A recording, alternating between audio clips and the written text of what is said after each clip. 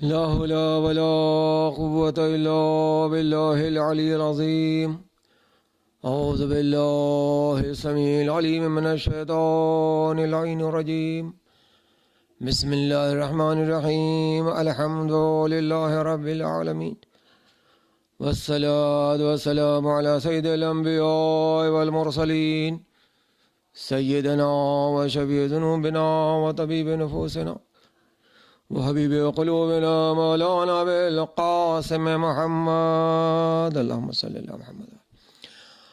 وأهل بيته الطيبين الطاهرين المعصومين، ولعنة الله دائمة الباقية على أعدائهم وغاصب بحقوقهم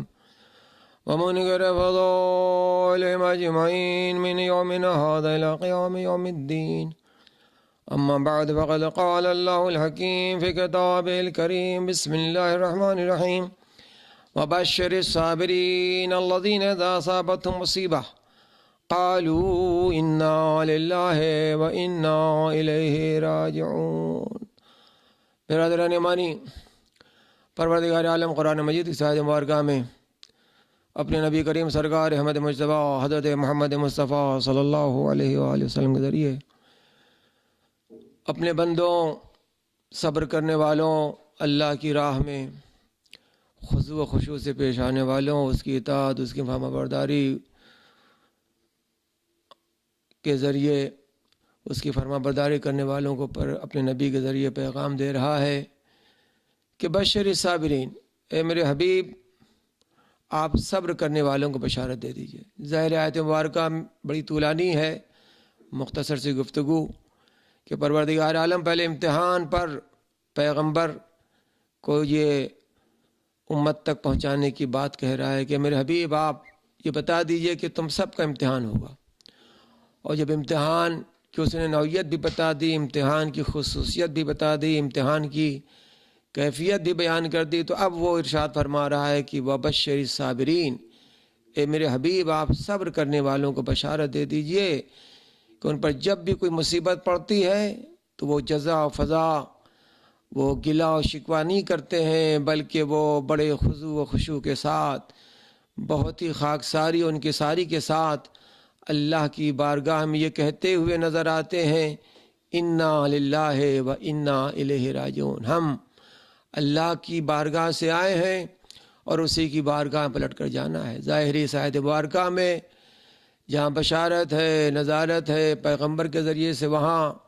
انسان کی مبدا اور معاد پر بھی گفتگو ہے کہ اگر انسان کو اپنی ابتدا اور انتہا یاد رہے تو یہ انسان کے لیے بہت بڑی کامیابی کا راز ہے۔ اور ظاہر ہے کہ اس لیے اس نے صبر کرنے والوں کے لیے بشارت کا فقرہ اپنے نبی کے، اس لیے کہ صبر بہت مشکل مسئلہ ہے، بڑا ہی مشکل مرحلہ ہے۔ سب نماز پڑھ لینا آسان ہے، روزہ رکھ لینا آسان ہے، دین کے حکام پر عمل کر لینا آسان ہے، غریبوں کو خیر خیرات کر دینا آسان ہے، مگر صبر کی منزل میں دامن صبر سے وابستہ رہنا کہ دامن صبر ہاتھ سے چھوٹنے نہ پائے، یہ بہت مشکل مرحلہ ہے۔ اور اسی لیے پروردگار عالم بشارت سب کو نہیں دے رہا ہے، بلکہ بشارت ان کو دے رہا ہے جو صبر کرنے والے ہیں۔ بشر الصابرین، اے میرے رسول آپ صبر کرنے والوں کو بشارت دے دیجئے۔ اور ظاہر ہے کہ انسان جب کسی مشکل میں گرفتار ہو جاتا ہے، جب کسی مشکل مرحلے میں گرفتار ہو جاتا ہے، جب کسی مصیبت میں دوچار ہو جاتا ہے، تو ایسے موقع پر جو ذات ہمہ وقت اس کا سہارا اور آسرا دلاسا بن سکتی ہے وہ ذات پروردگار عالم ہے۔ اور ظاہر ہے کسی وجہ سے پروردگار عالم نے صبر کرنے والوں کے لیے بڑی خصوصیت قرآن مجید میں بیان فرمائی ہے۔ ان میں سے یہ بھی اس نے جہاں اس نے صبر کے بہت سارے معانی، بہت سارے مفاہیم، بہت سارے مطالب، جہاں بہت ساری روحانیت، وہاں اس نے یہ بھی بیان فرمایا کہ ان اللہ مع الصابرین، کہ بے شک اللہ صبر کرنے والوں کے ساتھ ہے۔ اور ظاہر پورے کے پورے قرآن میں اللہ نے بہت سارے حکام نافذ کیے، مگر کہیں پر اللہ نے یہ نہیں کہا کہ اللہ نماز پڑھنے والوں کے ساتھ ہے، اللہ روزہ رکھنے والوں کے ساتھ ہے، اللہ قیام کرنے والوں کے ساتھ ہے، اللہ زکوٰۃ دینے والوں کے ساتھ ہے، مگر اس نے صبر کی منزل معراج عطا فرمائی ہے صاحبان ایمان کو،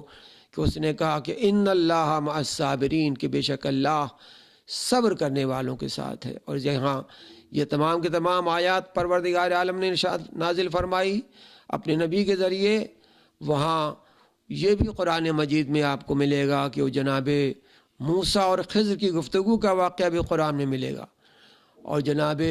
خضر اور جناب موسیٰ کی گفتگو سے یہ بات واضح ہو جاتی ہے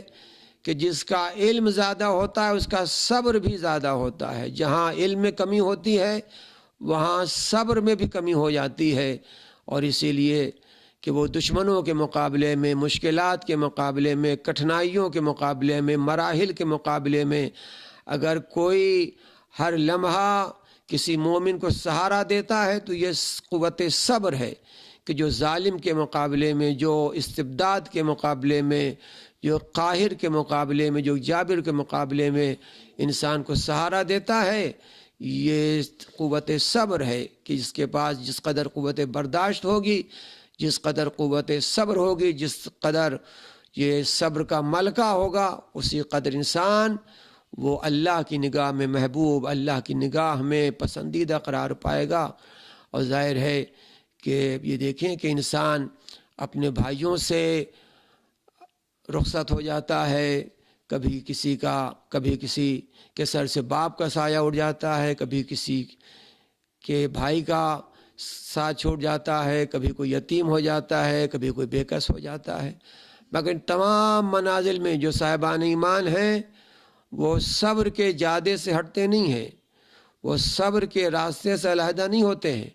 بلکہ وہ ہر لمحے پر بھائی رخصت ہو جاتا ہے، باپ کا سایہ سر سے اٹھ جاتا ہے، ماں کا ساتھ چھوٹ جاتا ہے، انسان یتیمی کی زندگی گزار لیتا ہے، مگر تمام کے تمام مراحل میں جو چیز انسان کو مکمل طریقے سے سہارا اور آسرا اور قوت عطا کرتی ہے، اس قوت کا نام صبر ہے، اور صبر کا عمل کا بڑا اہم ہے۔ اور یہ قرآن مجید بار بار آواز دے رہا ہے کہ صبر کیسے کیا جائے، دشمنوں کے مقابلے میں صبر کیسے کیا جائے، اپنوں کے مقابلے میں صبر کیسے کیا جائے۔ اور اسی لیے مولا متقیان حضرت علی بن ابی طالب علیہ السلام کا بڑا ہی مشہور و معروف فقرہ ہے نہج البلاغہ میں، جس میں آپ ارشاد فرما رہے ہیں کہ صبر و صبران، کہ صبر کی دو قسمیں ہیں، کہ صبر علی الراحہ یا صبر علی النعمہ و صبر علی المصیبہ، کہ ایک مصیبت پر صبر کرنا اور ایک نعمت پر صبر کرنا، کہ جب انسان کے پاس نعمت آ جائے، جب راحت آ جائے، جب ہر جانب سے آسائش و سہولت کے سامان فراہم ہو جائیں، تو ایسے موقع پر صبر کرنا یہ بھی صبر کی ایک قسم ہے، اور مصیبت میں صبر کرنا یہ بھی ایک صبر کی قسم ہے۔ اور ظاہر جن مرحوم کی سال ثواب کی مجلس اعزا ہے جناب مرزا محمد مہدی عرف کفایت صاحب، بڑے نیک آدمی، بڑے مخلص آدمی، کہ ایک زمانے سے تقریباً 30-32 سال سے ہماری ان کی ملاقات، جب سے ہم کرناٹک میں حاضر ہوئے، سرزمین کرناٹک پر قدم رکھا، اس وقت سے میری ان کی ملاقات، مگر بڑے سادہ اللہ انسان، آج تک ہم نے ان میں سوائے اخلاص کے، سوائے خاکساری کے ذرہ برابر کسی اور چیز کا ہم نے مشاہدہ نہ کیا۔ علماء سے، ذاکرین سے، مہمانوں سے بڑی ہی پرتپاک انداز سے ملاقات فرماتے تھے، بڑے بہترین انداز سے، اور اسی بنیاد پر تقریباً 14 برس سے زیادہ انجمن امامیہ کی صدارت بھی آپ نے فرمائی بہترین انداز سے، کہ وہ اس سلسلے میں وہ نہ جانے کتنے علماء، کتنے ذاکرین ایام ازا کے سلسلے میں، دوسرے مواقع پر خاص کر کے وہ جشن سلطان وفا کہ جو بہترین انداز سے آپ ہی کے دور سے برپا ہوتا چلا آ رہا ہے، حالانکہ اس میں وہ جو بڑے اہتمامات وہ آپ کی جانب سے، اس کے ساتھ ہی ساتھ کہ اس میں جناب آقا سلطان صاحب کا بھی پورا انہماک رہا کرتا تھا، مگر یہ کہ وہ جو شعراء کو مدعو کرنا، کون شاعر کے اس انداز سے پڑھتا ہے، یہ تمام کے تمام فہرست کفایت سر تیار کیا کرتے تھے۔ اس کے ساتھ ہی آپ بڑی خدمات ہیں شہر بنگلور ہی میں نہیں بلکہ پورے اسٹیٹ میں، کہ وہ خاص کر تعلیم کے سلسلے میں، کہ وہ آپ کا اسکول جو امامیہ کے نام سے مشہور و معروف، کہ اس میں وہ زیادہ تر بچے جو کسی مقام پر، ظاہر ہے ہر جگہ کہ ماحول الگ الگ ہیں، مگر خاص کر کے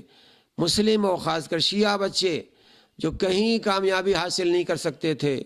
وہ آپ سے رابطہ کر لیا کرتے تھے، اور آپ بڑے پرتپاک انداز سے بغیر کچھ سوچے سمجھے، ہاں آ جاؤ، 3 مہینہ پہلے تمہیں ٹیوشن لینا پڑے گا، آ جاؤ، اور اس انداز سے وہ علم میتھمیٹکس، علم ریاضی، علم سائنس وہ بچوں کو پڑھا دیا کرتے تھے، کہ پھر 3 مہینے کے بعد جو بچے ایگزام میں بیٹھتے تھے تو بڑے اچھے نمبروں سے وہ پاس ہو جایا کرتے تھے، کہ خود بچوں کے سرپرست بھی حیران و پریشان ہو جایا کرتے تھے۔ تو ظاہر ہے کہ جو آپ کی خدمات ہیں، جو آپ نے وہ اس بنگلور جیسے شہر میں رہ کر کے وہ مومنین کے لیے اور بہت ساری خدمات آپ کے ہیں، تو اللہ جزائے خیر عطا فرمائے۔ اور یقیناً کہ وہ ایک علالت کے بعد دنیا سے تشریف لے گئے، اور ظاہر ہے کہ میں اس پہ مجلس اعزا کے ذریعے سے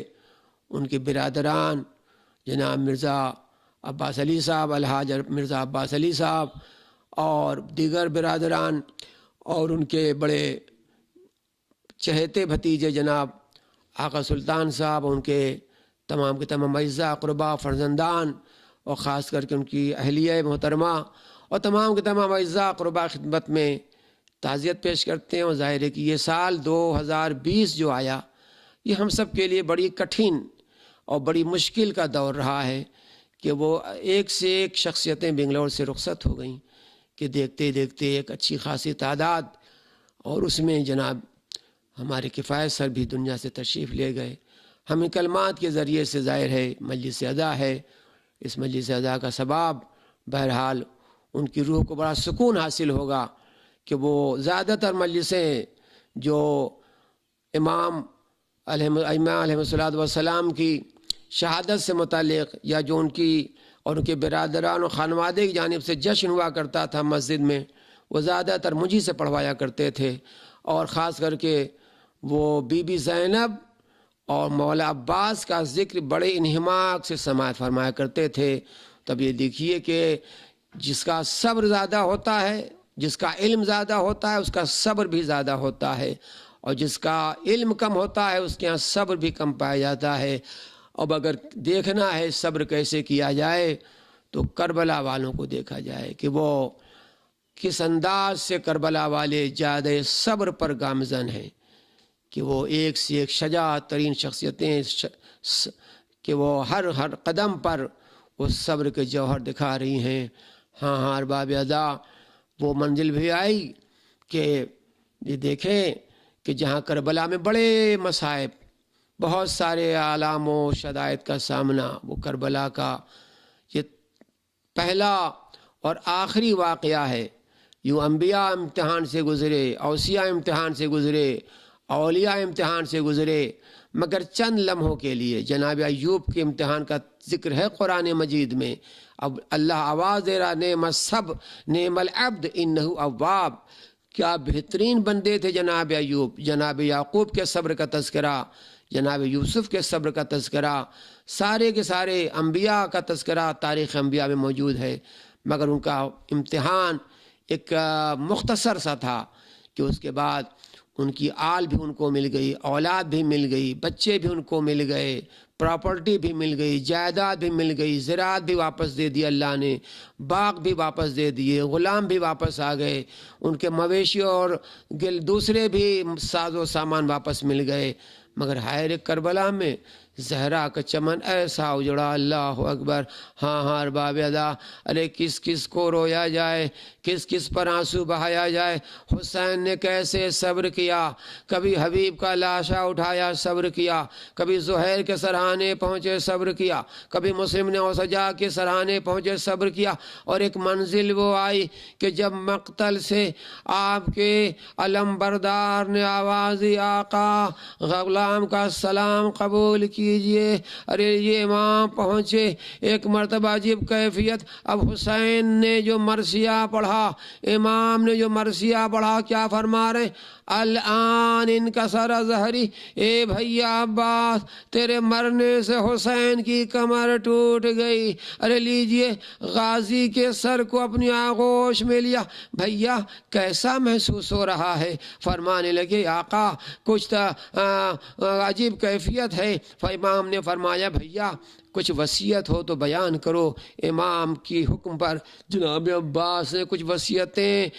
فرمائیں، مگر ان میں سے ایک وصیت یہ بھی کہ آقا ایک تمنا یہ بھی ہے، کہو میرے غازی. کہا جب میں دنیا میں آیا تھا تو سب سے پہلے آپ کے چہرے مبارک پر نگاہ ڈالی تھی. اب دنیا سے جا رہا ہوں، چاہتا ہوں جاتے جاتے آپ کے چہرے مبارک کا دیدار ہو جائے، مگر آقا کیا کروں؟ ایک آنکھ میں تیر لگا ہے، ایک آنکھ میں خون جمع ہے. ایک مرتبہ حسین نے دامن ابا سے آنکھ کے خون کو صاف کیا. غازی نے نگاہ ڈالی، آقا خدا حافظ. امام نے فرمایا بھیا جا تو رہے ہو مگر ایک تمنا میری بھی ہے. فرمائیے میرے آقا. کہا کہ ایک مرتبہ امام نے فرمایا بھیا ہمارا رشتہ بھائی کا ہے، مگر تم نے ہمیشہ ہمیں آقا کہا، مولا کہا، سید کہا، سردار کہا. اب دنیا سے جا رہے ہو تو ایک مرتبہ تو بھائی کہہ دو